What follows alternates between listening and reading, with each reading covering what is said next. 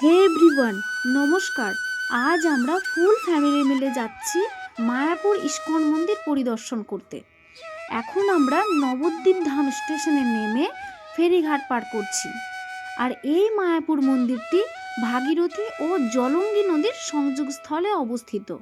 আজ আমরা নবদ্বীপ ও মায়াপুর ইস্কন মন্দির যেমন পরিদর্শন করব, তেমনই জানব কিছু অজানা তথ্য।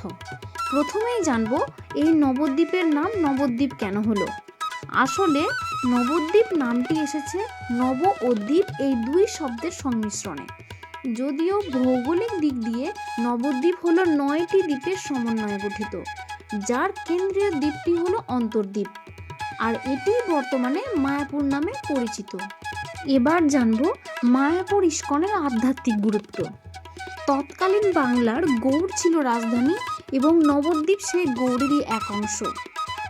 এমন সময় 1486 সালে নবদ্বীপে জন্ম নেন শ্রী চৈতন্য মহাপ্রভু।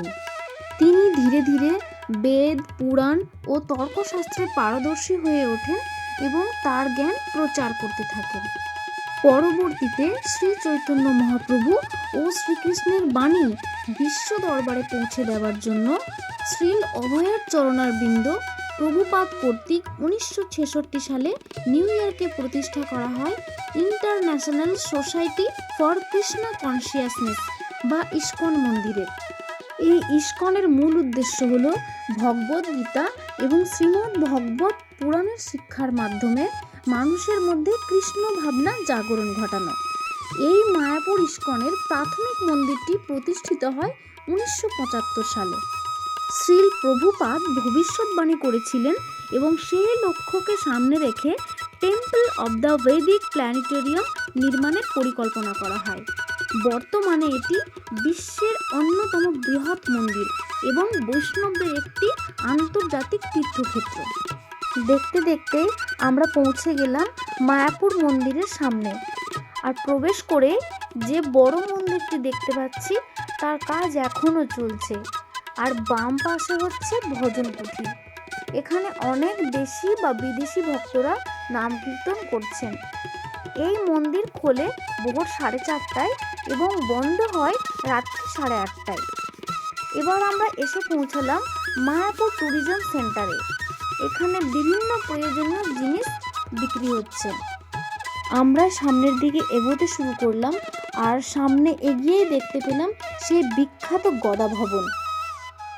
গদা ভবন শুধুমাত্র দর্শনার্থীদের জন্য নয়, এটি ইস্কনের বিভিন্ন প্রশিক্ষণ, সভা ও কর্মশালার কেন্দ্র হিসেবেও ব্যবহৃত হয়।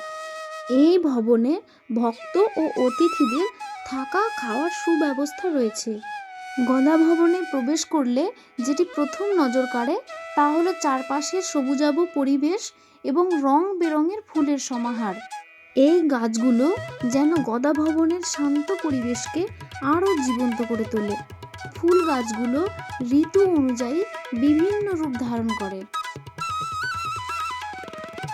আমরা এখন একদম গদা ভবনের ভেতরে।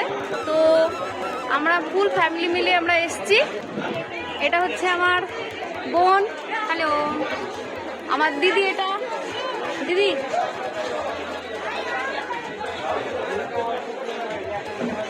এটা আমার ভাই, এটা বোনজি, বাবা, এটা মা, আর হচ্ছে জামাইবাবু। তো আমরা এখন ফুল ফ্যামিলি মিলে আমরা পুরোটা এখন দেখবো, মায়াপুর পুরো মন্দিরটা এখন ঘুরবো। এই হচ্ছে গদা ভবনের সামনের ফাঁকা মাঠ। এবার আমরা মেন মন্দিরের দিকে এগোতে থাকব। মন্দিরের ভেতরে রাধা মাধব, পঞ্চতত্ত্ব এবং নৃসিংহদেবের অপূর্ব মূর্তিগুলি রয়েছে। আর এই কারুকার্যময় মূর্তি মন্দিরটিকে অত্যন্ত আকর্ষণীয় করে তুলেছে।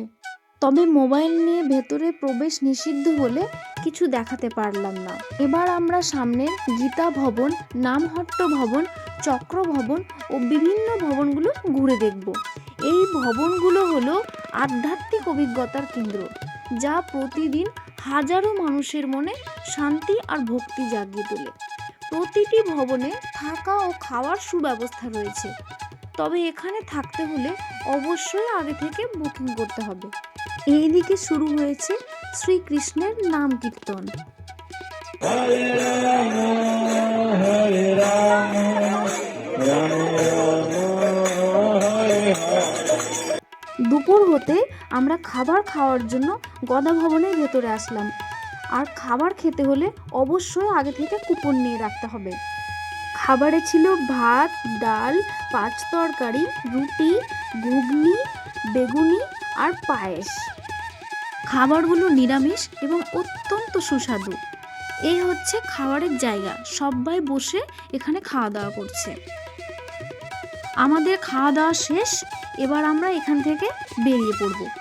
এবার আমরা এসে পৌঁছালাম মন্দিরের ভেতরের বিভিন্ন দোকানগুলোতে। এখানে বিভিন্ন ভগবানের মূর্তি আর পুজোর সামগ্রী বিক্রি হচ্ছে। বিকেল হতে এগোচ্ছি মন্দিরের মূল প্রবেশের ডান দিকে। এটি হলো সমাধি মন্দির। এই মন্দিরটি সকাল 7:30 থেকে দুপুর 1টা এবং বিকেল 3:30 থেকে রাত্রি 8:30 পর্যন্ত খোলা।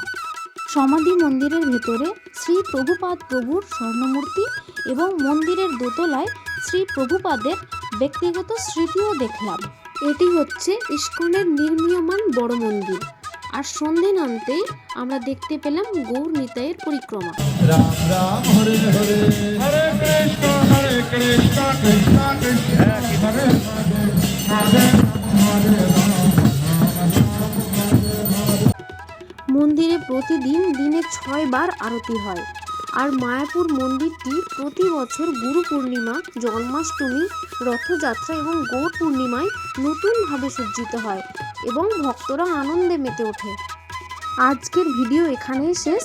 পরবর্তীতে আবার নতুন ভিডিও নিয়ে হাজির হব।